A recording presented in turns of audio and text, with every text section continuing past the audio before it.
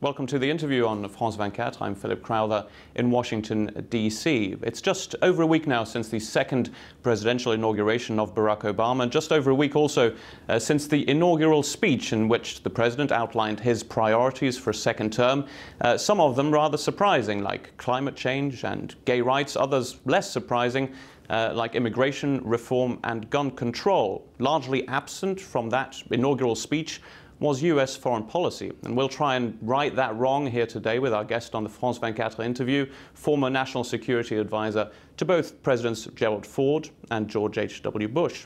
General Brent Scowcroft is our guest on the France 24 interview today. Thank you very much for being with us. It's nice to be with you. Let's start first of all with a campaign promise that came from the president. It was to start nation building at home, getting away from perpetual war in a sense, but now we are seeing increased U.S. military involvement in Mali.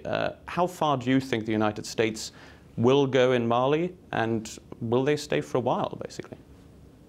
Well, I hope they will go a ways in Mali, because I applaud what the French are doing. I think this is a new and dangerous development, both in the region and part of it's a consequence of the Libya and the fall of Gaddafi, freeing a lot of arms and a lot of mercenaries.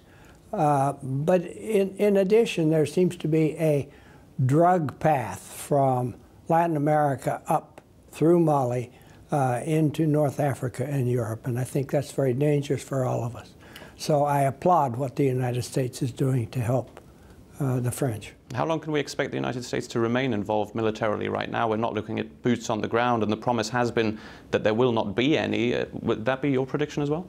Well, I think so. I don't think we really need troops on the ground.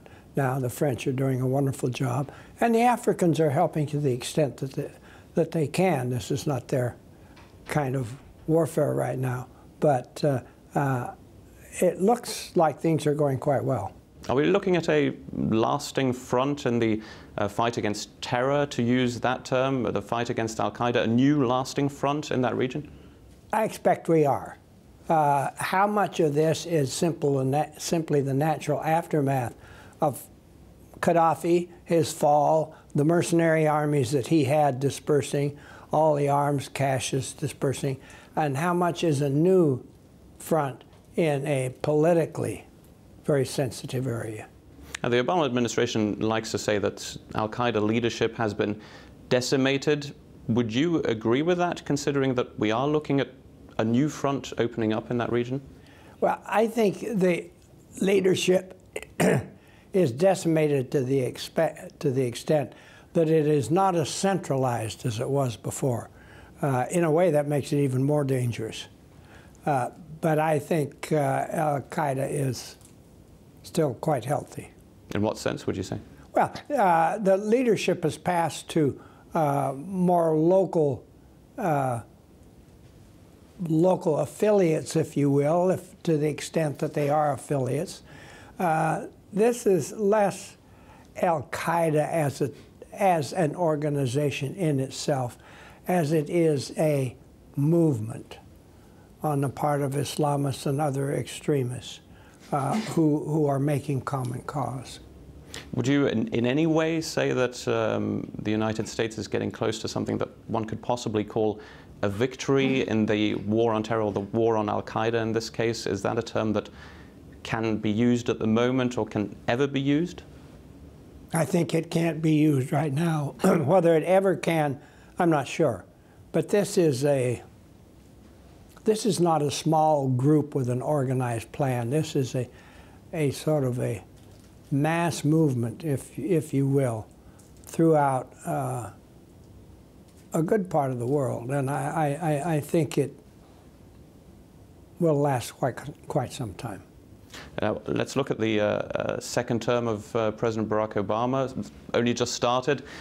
He will be able to say during that second term that he's ended 2 wars, with the Iraq War officially over from a U.S. point of view, with the Afghanistan withdrawal happening as we speak. Would you, as a reminder, just to say that you did oppose the invasion in Iraq and were for military involvement in Afghanistan. The ends to these two wars, would you agree with how they are happening, the speed at which these withdrawals happened and are happening? Well, no, I believe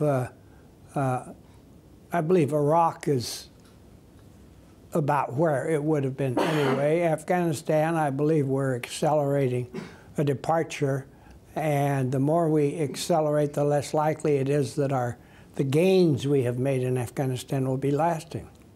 Is there a worst-case scenario for Afghanistan with the withdrawal happening right now? What would you expect to happen? I would hope now that I certainly think it is proper to turn the active engagement in the war over to the Afghans. But they still rely heavily on support from the United States and NATO in terms of planning, in terms of backup equipment, the whole operation. They're still quite dependent. So I think the larger a force we can leave there, call it a training force, call it a backup force, simply to give them the feeling that they're not out there all alone, but we're still have a hand on the control is important.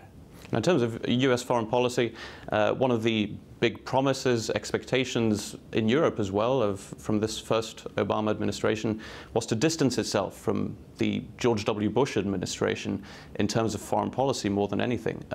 Would you say, with now 4 years of the first term over, that has been successful, that distance has been established, that U.S. foreign policy has changed considerably under Barack Obama?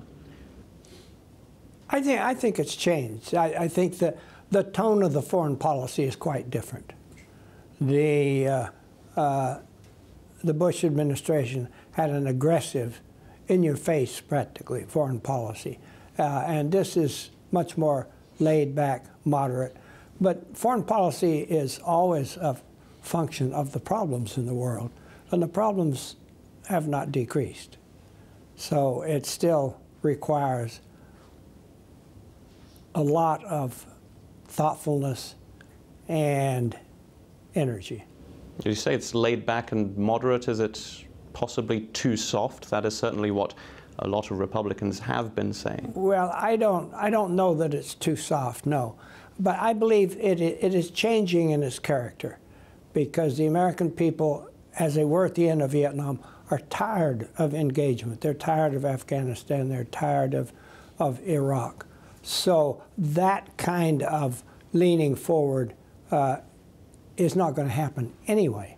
But I think, well, the operation in Libya, I think, was a brilliant operation.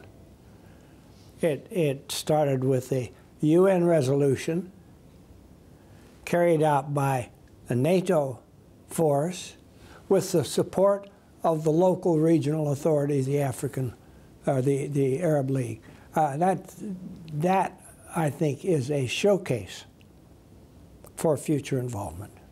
Let's look at what you'd consider a success in terms of U.S. foreign policy. Are there other elements from these past 4 years where you would say one was a clear success, one was a clear failure? What comes to mind? Well, I think a clear success is one which has just kind of disappeared, and that is the New START Treaty. Because I think the New START Treaty, while it didn't blaze new ground, it kept the process going.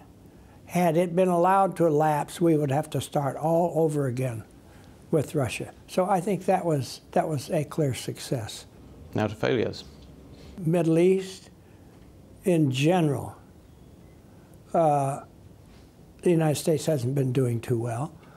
When Obama was first inaugurated, one of the speeches he gave was in Cairo, and it was an energizing speech for the whole Muslim world. Here's somebody who understands us, and so on. It was not fulfilled. Well, let's look at big priorities ahead. As we heard in the inaugural address, U.S. foreign policy was largely absent. Where do you expect this Obama administration, what do you expect it to concentrate on if it has the choice to do so, in terms of foreign policy? Are we looking largely at Iran in that case? Well, Iran is a necessary part of foreign policy because it is an important issue, and so that will have to continue. I think the rebalancing or pivoting or whatever we want to call it to Asia is a work in progress, and it remains to be seen how much of it is an attempt to change the architecture of the region. In other words, get the United States more involved in ASEAN and things like that. Should Europe be worried if the United States pivots towards Asia? Well, I think pivot was a very unfortunate word, because when one pivots towards something, one pivots away from something. And I think no, and that's why I pointed to the Libyan operation as a hopeful sign, because I think as we withdraw from this aggressive military outreach, we need to work more closely with NATO, with our allies, because force, while we perhaps have resorted to it too often in the past, sometimes is essential, like Mali right now, to prevent a real catastrophe. And I think we need to work more closely with our friends in the Atlantic community. So I'm encouraged by that. We'll have to leave it there. Thank you very much. You're very Mr. welcome. Scowcroft, It's for your been time. nice to be with you. Thank you. So our guest on the France 24 interview today was General Brent Scowcroft, former National Security Advisor here in the United States, both to Presidents Gerald Ford and President George H.W. Bush. You've been watching The Interview here on France 24. Please do stay tuned. Plenty more news coming up.